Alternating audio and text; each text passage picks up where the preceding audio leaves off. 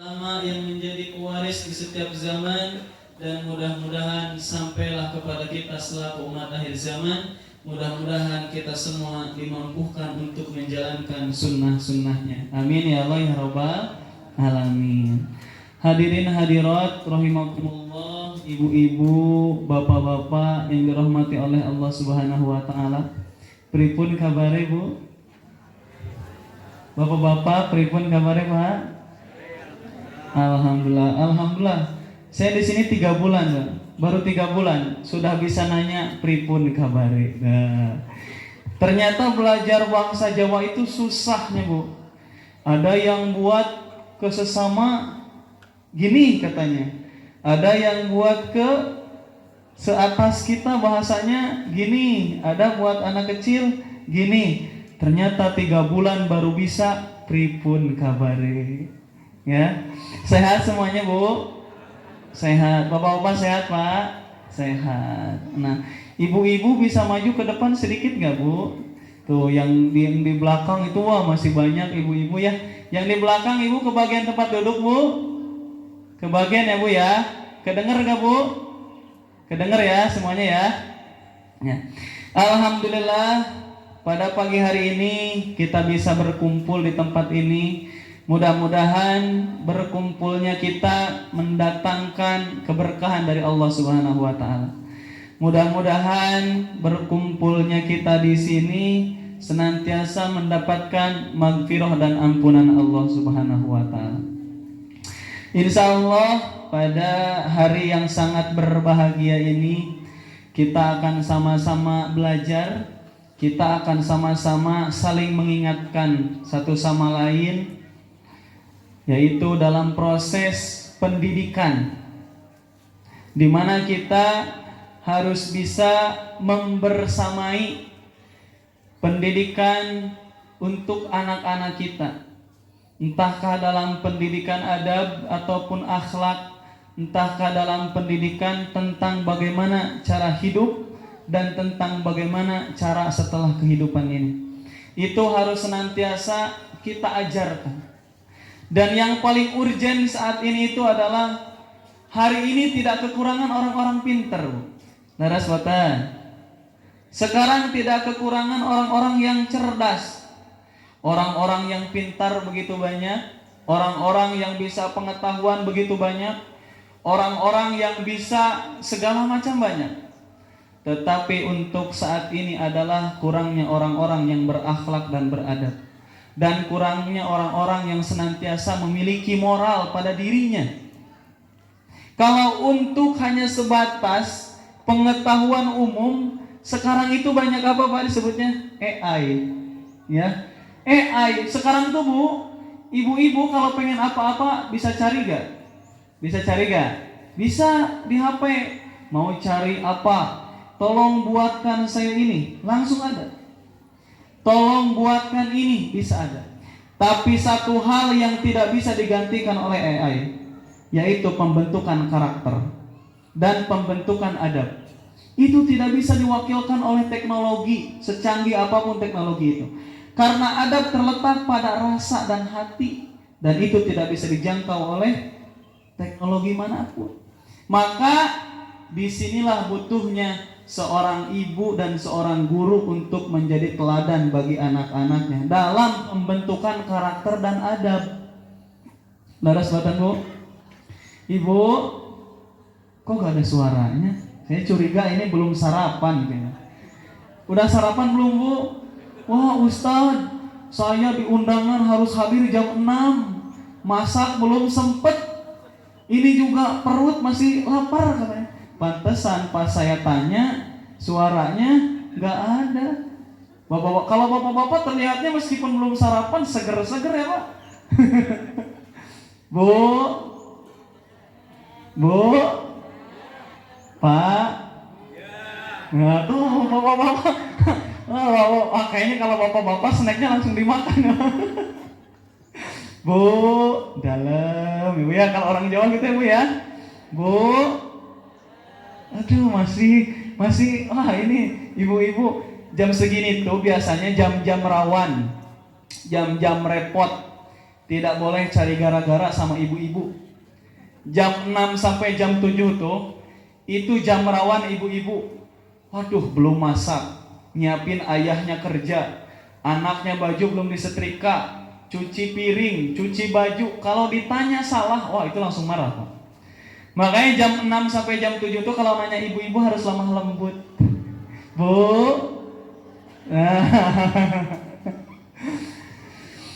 Saya izin berdiri ya. Gak apa-apa ya, Bapak berdiri ya, biar tambah hangat ya keadaan. Ibu-ibu, bapak-bapak, saya itu baru menjadi wong Jowo ya. Menjadi orang Jawa itu baru 3 bulan ini. Sebelumnya saya ditugaskan di pondok di Tasik. Sama kegiatan saya sehari-hari itu sebagai musyrif, Pak. Kalau di pondok itu pengasuh santri. Sama kayak bapak-bapak di sini, ngasuh kurang lebih 700 santri. Itu laki-laki semua. Ditugaskan ke sini untuk melanjutkan perjuangan dakwahnya Pak Ustadz Aziz. Hari ini diundang ke sini sebagai bentuk perkenalan. Itu yang paling penting. Perkenalan itu yang paling penting. Namanya Hamdan Maulana. Siapa, Bu? Ya, nanti kan kalau ketemu di jalan kan harus disapa ya, biar semakin banyak keluarga. Mudah-mudahan saya diistiqomahkan untuk melanjutkan perjuangan dakwah Pak Ustadz Aziz. Amin ya Allah ya Rabbal alamin. Ibu-ibu, bapak-bapak yang dirahmati oleh Allah Subhanahu wa taala, dalam proses pendidikan anak itu kita harus senantiasa sabar. Mendidik itu tidak bisa mendadak. Wah, beratnya minta ampun. Tidak bisa sekarang disekolahkan, besok langsung soleh, gak bisa.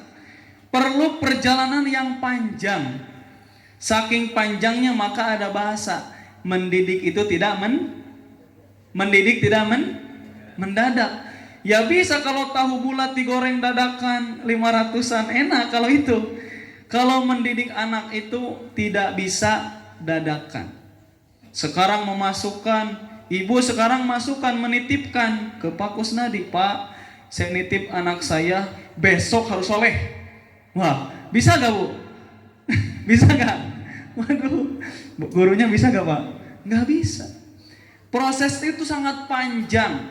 Maka untuk orang tua itu harus senantiasa sabar dalam proses membersamai proses pendidikan anak-anak. Yang paling penting itu, Bu, di zaman anak-anak SD, anak-anak TK itu masih bisa diarahkan oleh orang tua. Apa-apa kan kata ibu juga harus gini, kata mamah juga harus gini. Itu karena mereka itu melihat figur bagaimana keadaan lingkungan sekitar. Apakah kalau lihat ibunya sering marah-marah, nanti anak-anaknya juga sering marah-marah, Bu? Coba angkat tangan yang ibunya suka marah-marah di rumah. Tuh, jujur ya, Bu ya. Jujur ya, Bu ya. Angkat tangan. Kayaknya yang lain juga sebenarnya banyak, ini kelihatan. Cuma malu aja ngangkat tangannya ya. Apa saya nanya ke bapak-bapaknya nih? Pak, ibu-ibu suka marah-marah gak di rumah? Wah, enggak. Tahu saya, suami takut istri ini pasti. Makanya anak itu mencontoh kita, Bu. Dalam proses pendidikan anak, itu yang paling penting itu adalah proses pendidikan adab dan akhlak. Ini yang paling penting.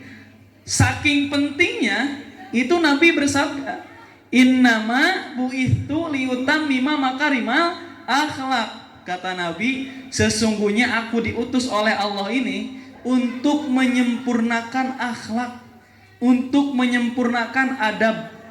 Karena dengan bekal itulah kita akan bisa menjadi seseorang yang bermanfaat bagi orang lain. Banyak orang sekarang banyak dengan ilmunya, banyak dengan pengalamannya, tapi ketika tidak ditopang dengan akhlak dan adab, sehingga ilmunya bukan menjadi ilmu yang bermanfaat, tetapi malah menjadi ilmu yang madarat bagi orang lain. Coba sekarang, orang pinter di kita banyak, orang cerdas di kita banyak. Tapi karena tidak didasari dengan akhlak dan adab, akhirnya ilmunya dipakai ngambil hak orang lain, dipakai nipu orang lain, dipakai menggelincirkan orang lain. Itulah ketika ilmu tidak ditopang dengan adab. Maka untuk anak-anak tingkat TK, anak-anak tingkat SD, terus harus kita ajarkan bagaimana pembentukan karakter itu. Nah, tugas yang paling pokok bagi orang tua tuh satu, Bu. Orang tua itu sebagai pendidik pertama bagi anak. Mau gak mau, orang tua itu sebagai pendidik pertama bagi anak-anaknya. Meskipun ibu sudah memasukkan ke lembaga pendidikan tetap, yang menjadi pendidik pertama bagi anak adalah orang tuanya. Di sekolah paling berapa jam? Dari jam 8, jam 10 sudah pulang. Mungkin yang SD sampai duhur sudah pulang. Banyaknya mereka berada di rumah dan di lingkungan rumah. Maka yang menjadi pendidik pertama itu adalah orang tua. Kedua, orang tua sebagai pendidik utama. Nah, orang tua sebagai pendidik pertama bagi anak. Yang kedua, orang tua sebagai pendidik utama bagi anak-anaknya. Dan yang ketiga, orang tua sebagai pendidik selama-lamanya bagi anaknya.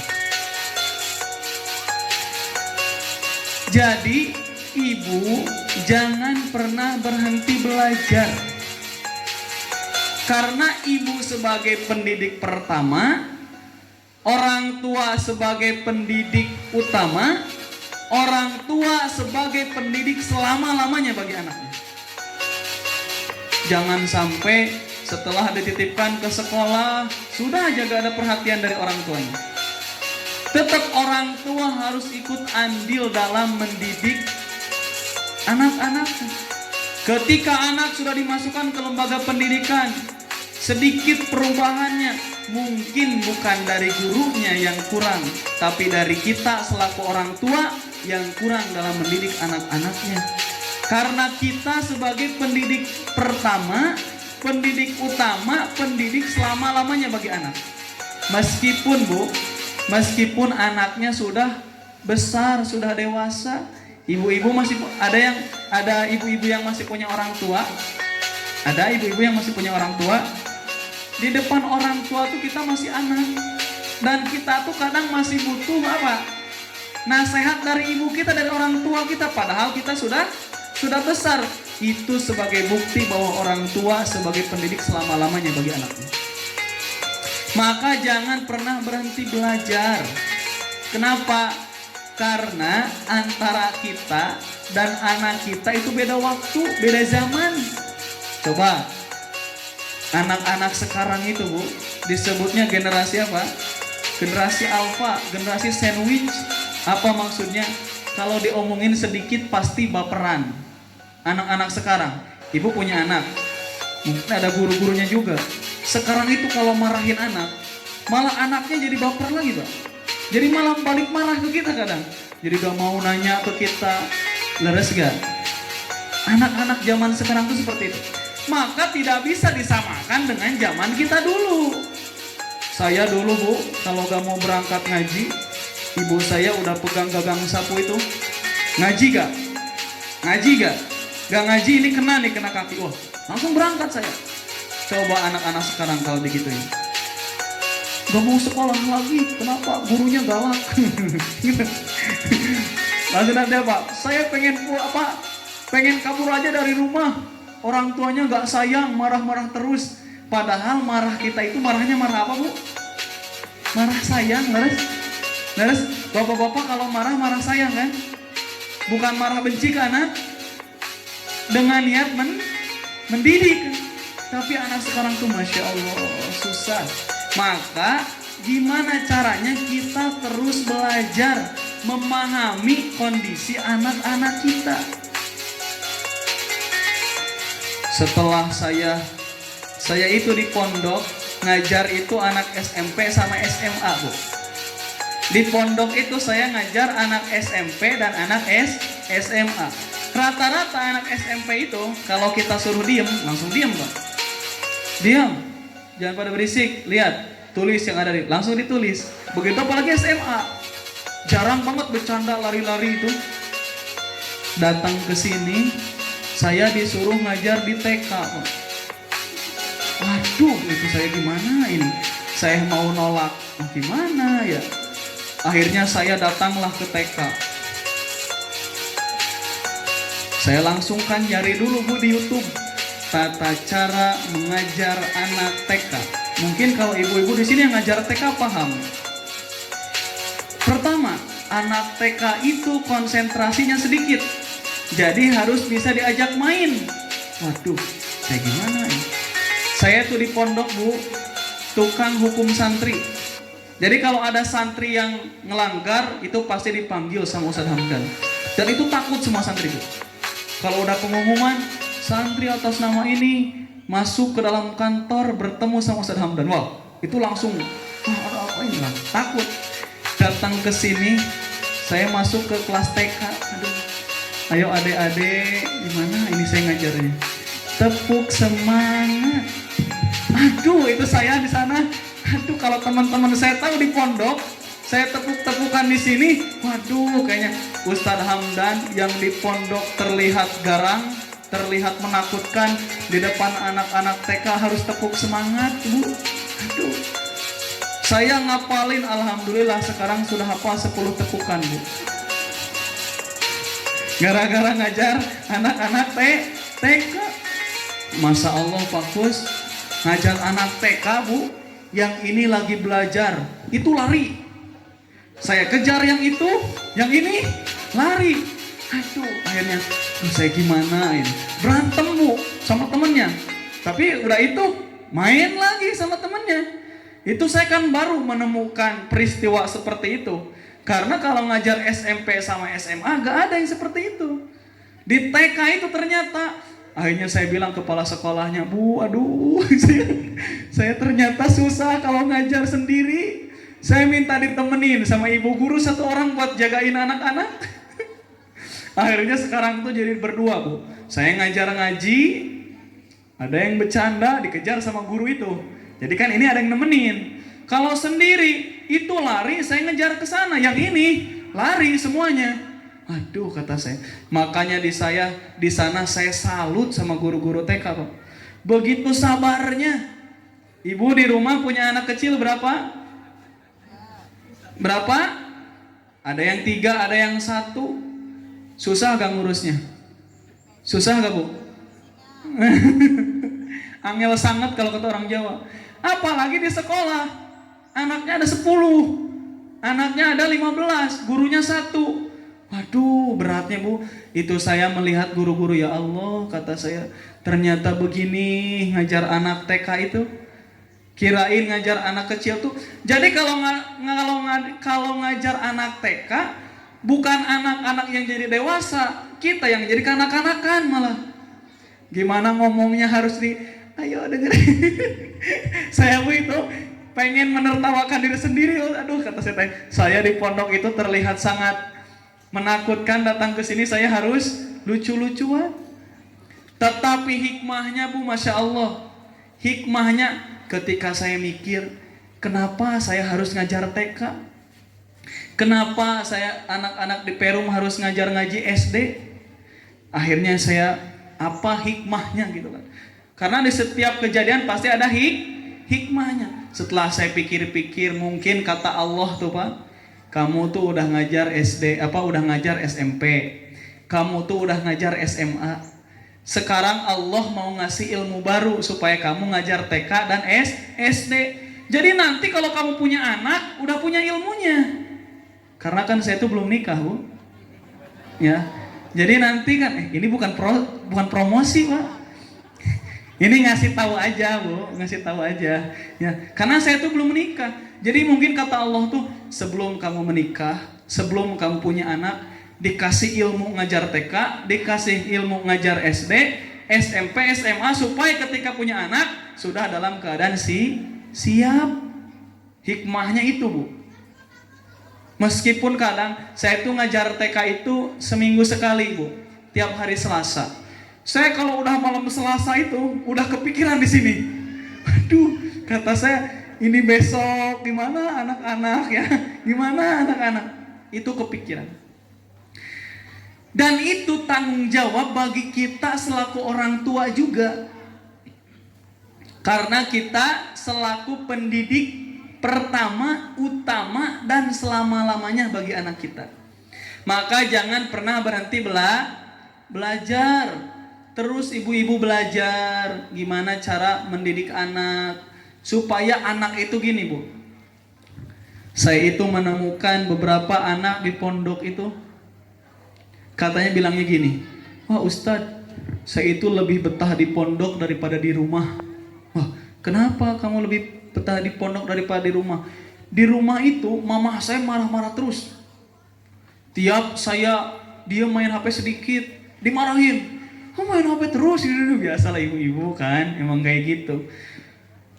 Nah, bagaimana caranya kita mendidik anak tetapi tetap orang tua sebagai rumah bagi anak-anaknya?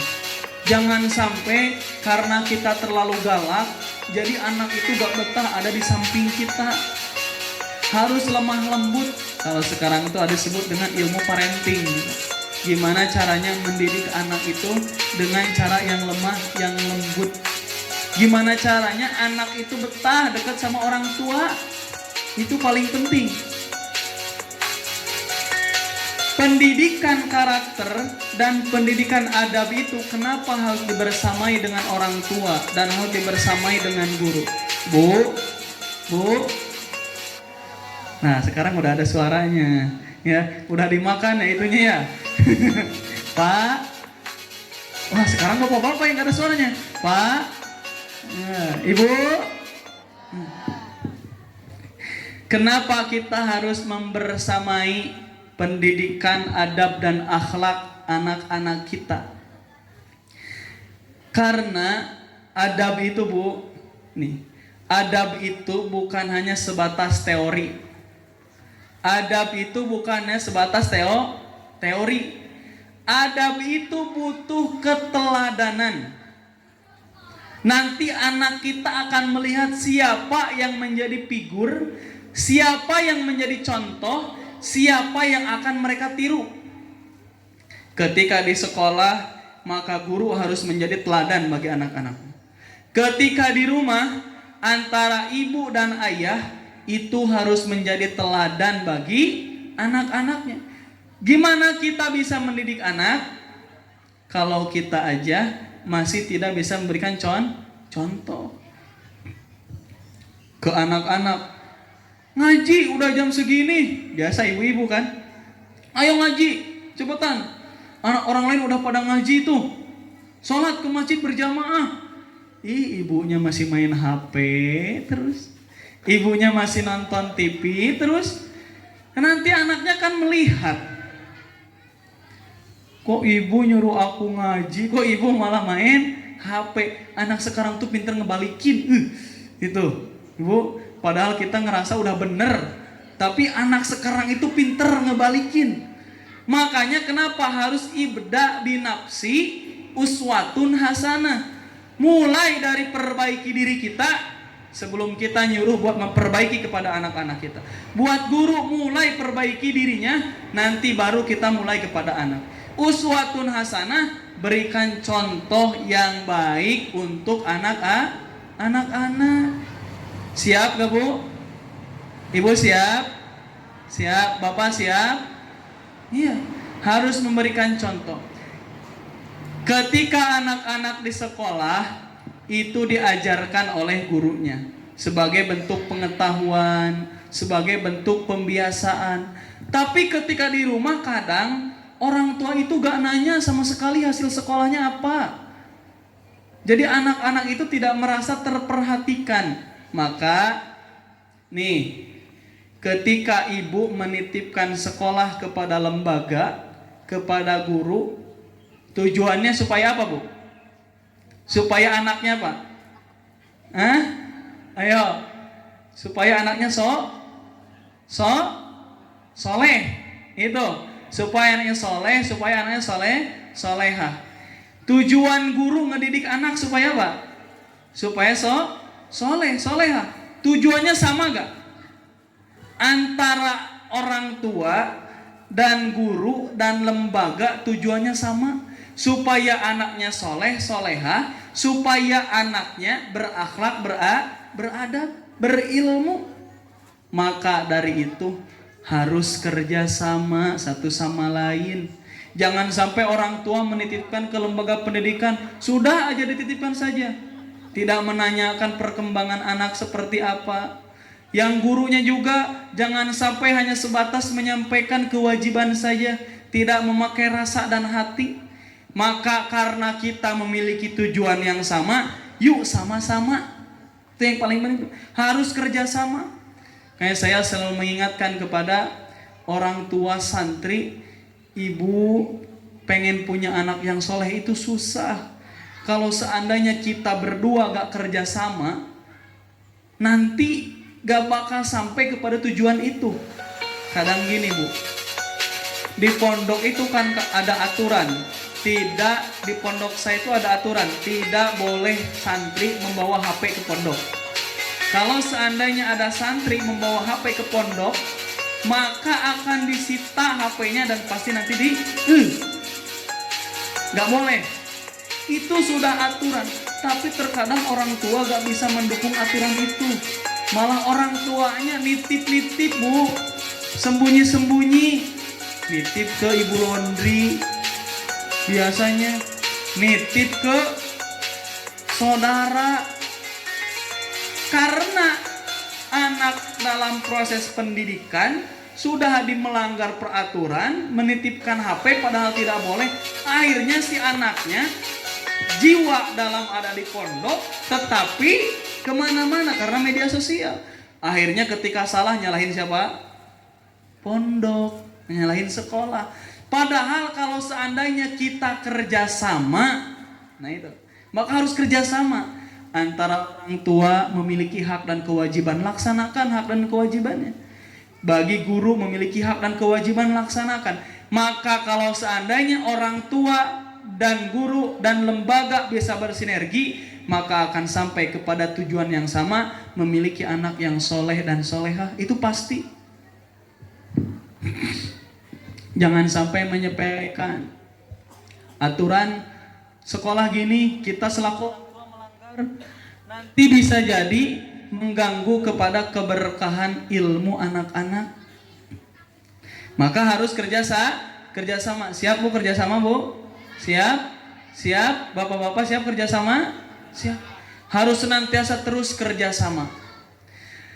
Dan kata Allah dalam Al-Quran, wal yakhsal ladzina law taraku min khalfihim dzurriyyatan di'afan khafu alaihim. Harus takut kalian ketika meninggalkan dzurriyyatan di'afa, keturunan-keturunan yang lemah. Itu. Kadang suka ada bahasa gini Bu dari orang tua tuh. Kamu disekolahin, kamu dipondokin tuh supaya gak seperti bapak, supaya gak seperti ibu. Ada kan bahasa kayak gitu? Supaya ibaratnya lebih dari kita gitu ya selaku orang tua. Karena itu ketakutan terbesar. Kalau seandainya kita meninggalkan keturunan-keturunan kita yang dzurriyyatan di'afa khafu alaihim, harus akan menjadi rasa paling ditakuti ketika kita meninggalkan keturunan-keturunan kita yang lemah. Satu, lemah secara akidah, lemah secara keimanan, lemah secara keilmuan, lemah secara mental dan adab. Maka dalam proses menjauhi hal seperti itu, kita memasukkan anak kepada lembaga pendidikan.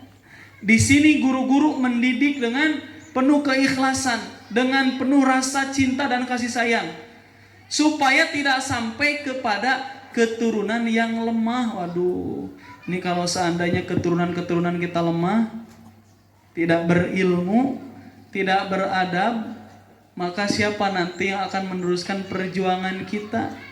Siapa nanti yang akan mendoakan kita? Ibu, Bu, Ibu masih muda atau enggak? Hah? Bapak-bapak masih muda atau enggak? Masih ya Pak ya? Kalau bapak-bapak ini umurnya berapa? Mungkin ada 42 lah ya. Tapi seperti terlihat 24 gitu. Kalau bapak-bapak. Ibu-ibu, ibu-ibu masih muda gak? Ayo sadar diri. Hah? Masih muda atau enggak? Masih. Yang udah gak muda ada? Kelihat Bu, awas dari sini kelihat ya. Yang udah gak muda jangan angkat tangan. Awas, ini kelihat dari sini. Bu, kita itu gak bakal selamanya muda. Kita itu gak bakal selamanya kuat.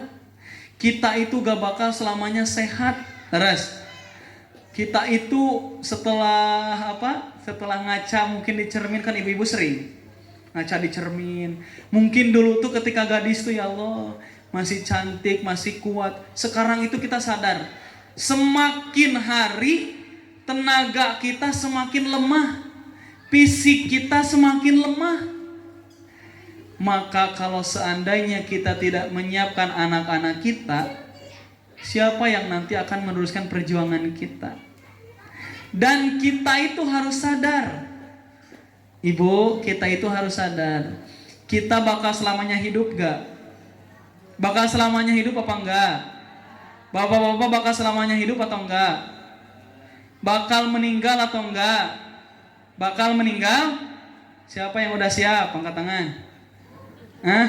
Ada yang udah siap? Aduh, kok belum siap? Tapi bakal. Pasti. Udah siap belum? Udah siap belum, Bu?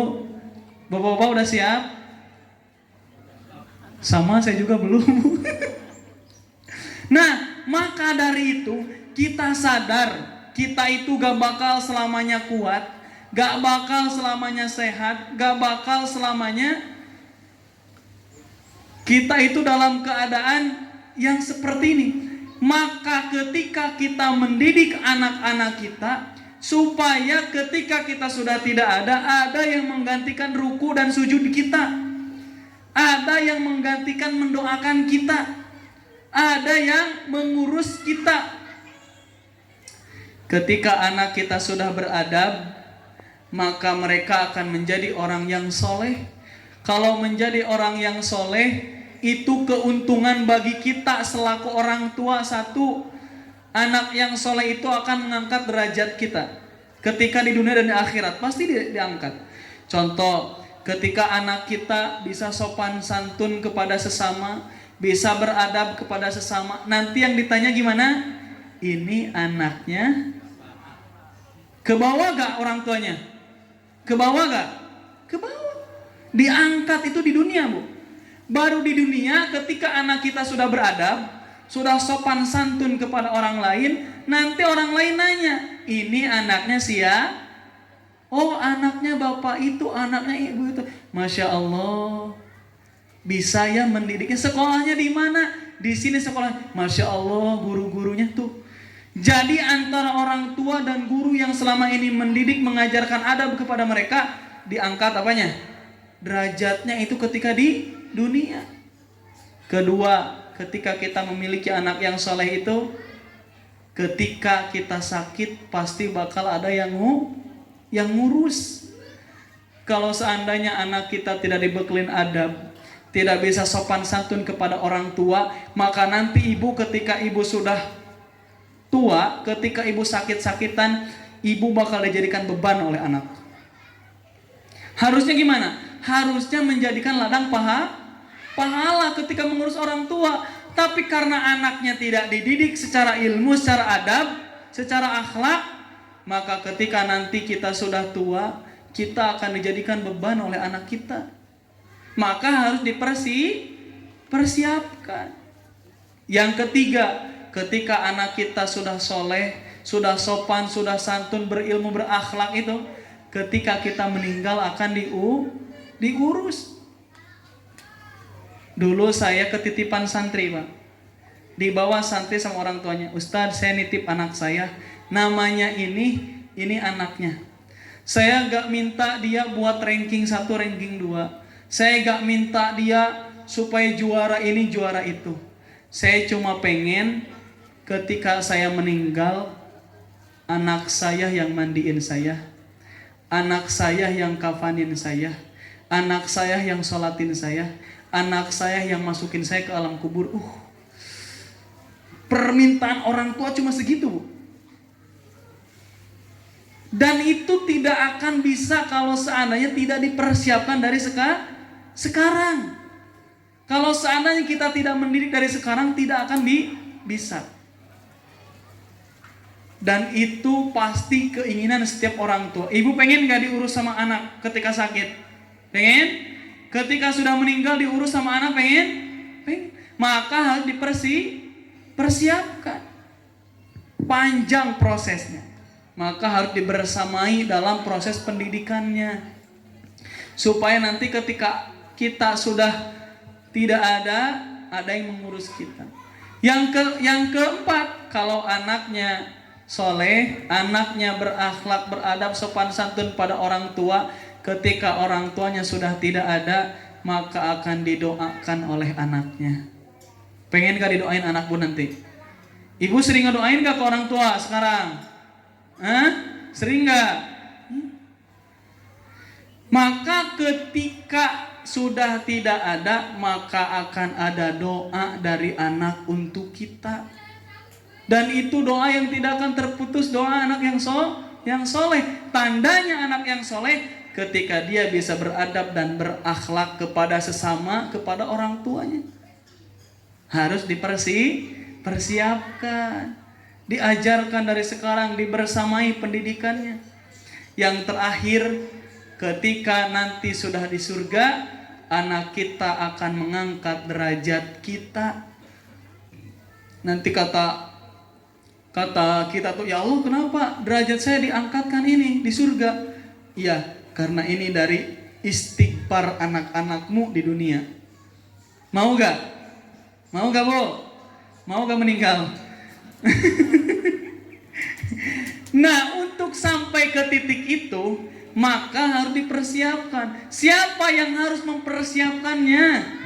Satu, kita selaku orang tua. Kedua, selaku guru-guru yang dititipkan amanah. Ibu ketika menitipkan anak ke lembaga ini tuh karena sadar bahwa kita tidak bisa mendidik sendiri, dititipkanlah ke lembaga pendidikan. Maka antara orang tua ini, awas, orang tua dan lembaga pendidikan dan guru-gurunya harus kerjasama membersamai pendidikan anak. Terlebih paling penting pendidikan akhlak dan adab, itu yang paling penting. Mereka itu harus bisa beradab. Satu, mereka harus bisa beradab kepada Allah Subhanahu wa Ta'ala selaku hamba. Gimana caranya? Kita menanamkan kepada anak bahwa kalian harus bisa beradab kepada Allah Subhanahu wa Ta'ala. Dengan cara apa? Dengan cara melaksanakan perintahnya dan meninggalkan larangannya. Itu harus ditumbuhkan, dididik dari sekarang. Yang kedua, adab kepada sesama manusia, kepada yang lebih tinggi, kepada sesama, kepada yang lebih muda. Gimana caranya? Anak-anak kita ajarkan adab kepada sesama manusia.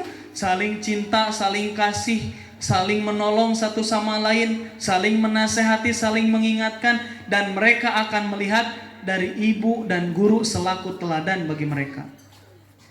Dan yang ketiga, mereka harus diajarkan adab kepada sesama makhluk Allah Subhanahu wa Ta'ala. Beradab kepada lingkungan, beradab kepada pohon, beradab kepada tumbuhan. Itu sebagai bentuk adab yang harus kita tanamkan kepada anak-anak kita. Coba sekarang, banyak orang yang pinter, banyak orang yang cerdas. Terjadinya tsunami di Aceh, di Sumatera gara-gara apa? Gara-gara manusia tidak bisa beradab kepada lingkungan. Akhirnya datanglah gelondongan-gelondongan kayu yang menghancurkan semua area pemukiman warga. Itu kenapa alasannya? Karena manusia tidak memiliki adab. Satu, tidak memiliki adab kepada lingkungan. Dua, tidak memikirkan sesamanya. Ketiga, dia tidak memikirkan bahwa setiap apa yang dia lakukan akan dipertanggungjawabkan di hadapan Allah Subhanahu wa taala. Maka 3 poin penting bagi kita, bagaimana cara kita bisa mendidik adab kepada anak-anak kita. 1, adab kepada Allah. 2, adab kepada sesama manusia. Yang ketiga, adab kepada lingkungan. Maka dengan itu ketika sudah tumbuh kepada anak-anak kita, maka kita akan menjadi orang-orang yang beruntung karena memiliki anak-anak yang soleh. Dan pendidikan akhlak adab itu tidak bisa digantikan oleh teknologi apapun, Bu. Coba kita pikirkan. Sekarang banyak teknologi. Bahkan sekarang tuh ada manusia yang teknologi, Bu. Manusia yang teknologi. Bikin manusia bisa ngomong. Tolong ambilkan itu. Langsung diambilkan. Kan kalau bapak-bapak nyuruh ke ibu-ibu, ibu tolong ambilkan itu, marah-marah dulu ya Pak ya. Marah-marah dulu ya. Marah-marah enggak? Hah? Kalau robot itu langsung, Bu. Tidak ada bilang nanti dulu, tidak ada. Tetapi ada yang tidak dimiliki oleh semua teknologi itu, yaitu hati dan perasaan. Itu tidak bisa digantikan. Antara hati dan perasaan tidak bisa digantikan oleh siapapun. Sesuatu yang kita ucapkan dari hati, maka akan diterima oleh hati. Ketika kita mendidik anak, itu berasal dari kepedulian dan dari hati kita, maka akan diterima oleh hati anak. Ketika guru menyampaikan ilmu dengan keikhlasan datang dari hati dan perasaan, maka akan diterima oleh anak, oleh hatinya dan perasaannya. Dan itu tidak bisa digantikan oleh apapun. Maka kata Nabi, inna fil jasadi mudghah, ida sholahat sholahal jasadu kulluh, fa ida fasadat fasadal jasadu kulluh, wa hiya al-qalbu. Kata Nabi, dalam diri manusia itu ada segumpal daging, segumpal darah. Kalau seandainya segumpal darah itu bersih, maka tingkah lakunya akan baik. Kalau segumpal daging itu kotor, maka tingkah lakunya akan kotor. Apa itu ya Rasulullah? Ala wahya al-qalbu, itu semua adalah hati. Kalau hatinya bersih, hatinya salim, sehat, selamat, maka yang dia ucapkan, yang dia lakukan akan keluar dari perkara-perkara yang baik. Maka ingatkan juga, sebelum kita mendidik anak-anak kita, ibu pengen punya anak soleh? Pengen. Oh, kurang kencang. Angkat tangan ya, angkat tangan ya. Siapa yang pengen punya anak soleh? Bapak-bapak juga. Siapa yang pengen punya anak soleh? Nah, itu harusnya gini Bu nih. Tak gitu harusnya. Cepet gitu. Siapa yang pengen punya anak soleh? Nah, nanti saya gini. Gitu ya. Yang telat maju ya. Yang telat maju ke depan ya. Siapa yang pengen punya anak soleh? Wah, sekali lagi Pak, sekali lagi ya. Ini saya ke anak TK gini Pak. Saya ke anak TK kayak gini. Ayo angkat tangan. Siapa yang pengen punya anak soleh? Nah, ibunya udah soleh belum? Bapak-bapaknya udah soleh belum? Ya. Kita itu banyak keinginan, pengen punya anak yang soleh, anak yang soleha, tapi kita kadang lupa untuk apa? Kadang kita itu lupa untuk bermuhasabah diri. Kalau kita aja belum soleh, kalau kita aja belum soleha, maka dari itu yang pertama yang harus kita lakukan adalah ibda binafsi. Mulai dari diri kita sendiri. Ibu janji ya gak bakal marah-marah lagi di rumah. Janji ya. Janji. Saksinya bapak-bapak. Ya, janji Bu. Janji. Mendidik anak harus dengan perasaan, harus dengan hati, harus dengan keikhlasan. Coba, ketika ibu sama bapak menikah, dulu doanya minta anak apa enggak? Minta enggak? Setelah sekarang dikasih sama Allah, harus tanggung jawab.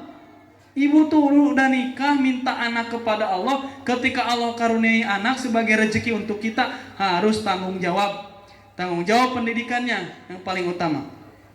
Itu, jangan sampai ketika Allah ngasih anak kepada kita, kita merasa biasa saja, tidak merasa ini sebagai tanggung jawab kita selaku yang Allah titipkan. Ingat Bu, anak yang ibu miliki adalah keinginan bagi keluarga yang belum memiliki anak. Laras buatan, yang sudah menikah lama terus belum punya anak, pengen gak punya anak? Pengen. Nah kita sekarang udah dikasih anak sama Allah. Ayo, itu sebagai bentuk amanah dari Allah, harus dijaga sama kita. Jangan sampai Jangan sampai anak kita nanti di akhirat menuntut kita. Nanti ditanya sama Allah, kamu kenapa jarang sholat? Ya orang tua saya gak pernah ngingetin sholat. Kamu kenapa gak bisa ngaji? Orang tua saya gak pernah ngajarin ngaji. Pengen gak dituntut kayak gitu? Gak.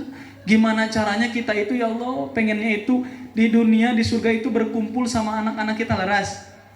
Maka harus kerjasama. Kita harus memperbaiki diri, anak-anak juga harus memperbaiki diri, supaya sama-sama hidup di dunia sampai kepada surganya Allah Subhanahu wa ta'ala. Penting bagi kita, jadilah seorang pendidik yang menggunakan rasa dan hati kita. Supaya apa Bu? Supaya perubahannya gak hanya ada diri kita. Contoh gini, kalau seandainya kita marahin anak, ngedidik anak dengan marah-marah, dia itu pasti bakal bener kalau ada kita, karena takut sama kita. Tapi kalau gak ada, nah gimana caranya perubahan itu tumbuh dalam hati anak, supaya dimanapun dia berada, kapanpun dia berada, dia selalu bisa menjaga diri dan menjaga hati. Itu adalah PR kita bersama. Ya Bu, siap Bu? Siap? Siap ya? Gak usah lama-lama, yang penting siap. Karena udah, gak kerasa ya Bu ya? Gak kerasa ya?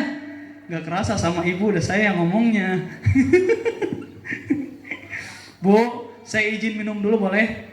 Boleh ya Bu? Ibu-ibu boleh minum dulu? Boleh? Bapak-bapak boleh minum dulu? Bismillah.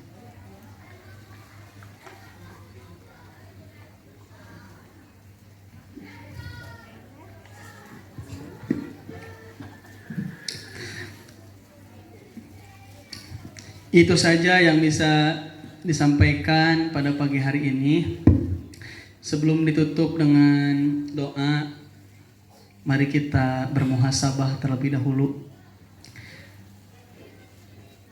Kita punya tujuan yang sama. Kita itu pengen punya anak yang soleh. Pengen ketika kita meninggal itu ada yang mendoakan kita. Bu, Ibu repot gak ngurus anak? Repot gak Bu ngurus anak? Bapak-bapak repot gak ngurus anak?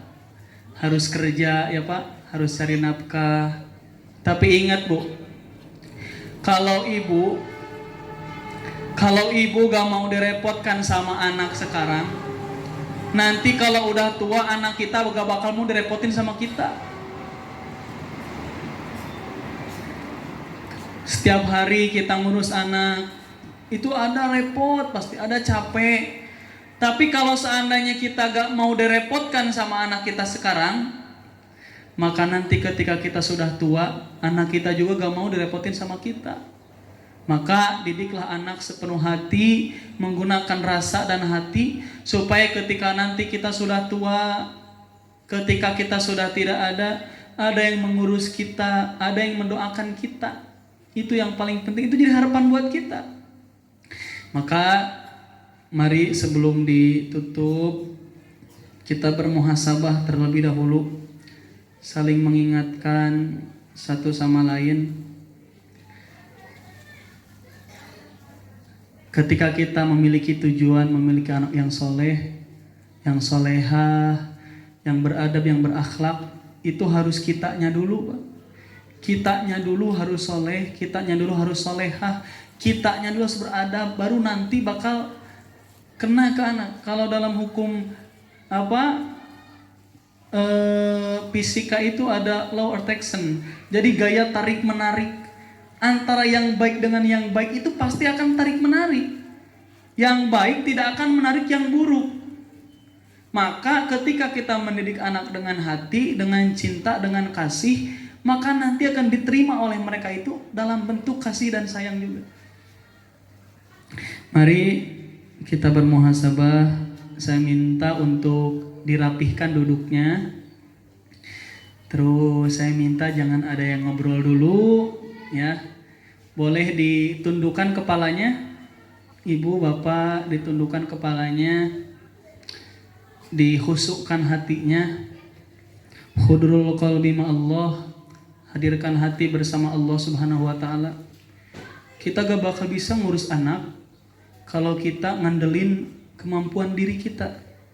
Tetap kita harus bersandar kepada Allah Subhanahu wa taala.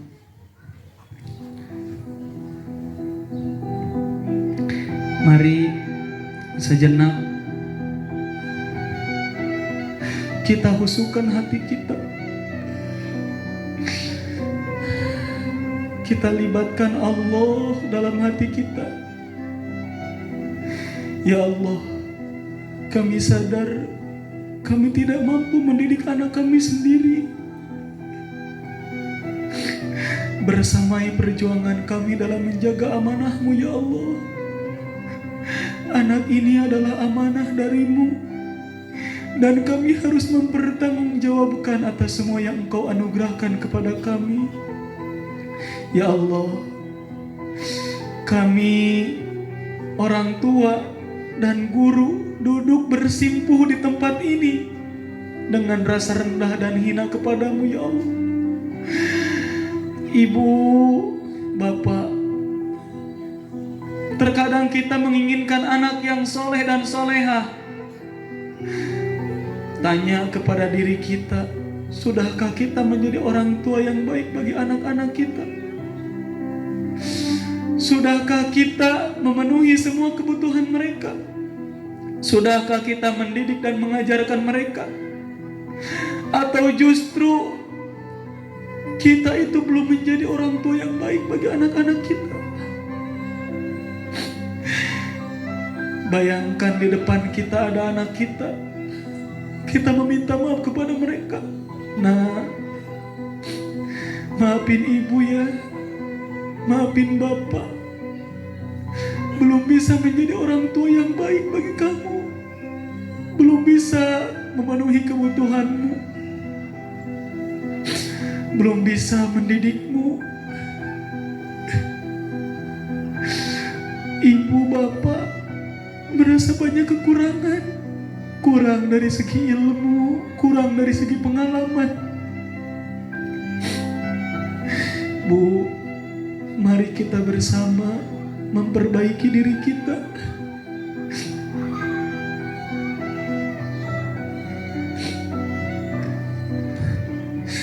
Anak yang Allah titipkan kepada kita, mereka antara akan menjadi syafaat atau mereka akan menuntut kita.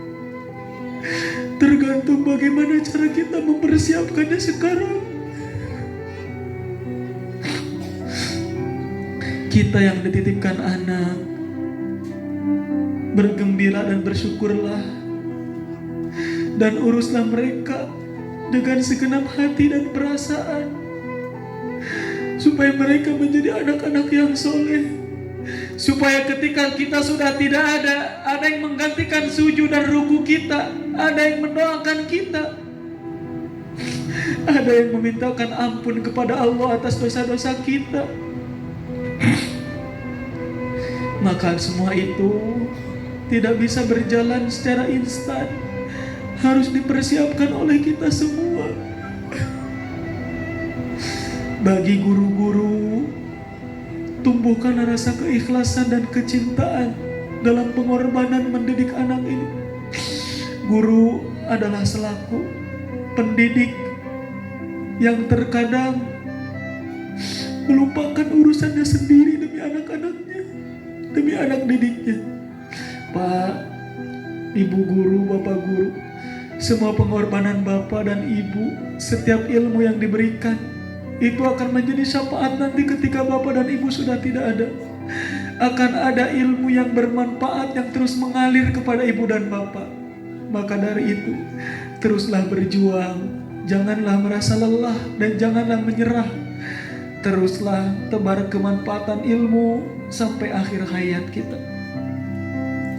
Ya Allah, kami di sini berkumpul memiliki banyak dosa ya Allah. Ya Allah, ampunilah dosa-dosa kami ya Allah. Maaf kami dosa kepada orang tua kami dulu.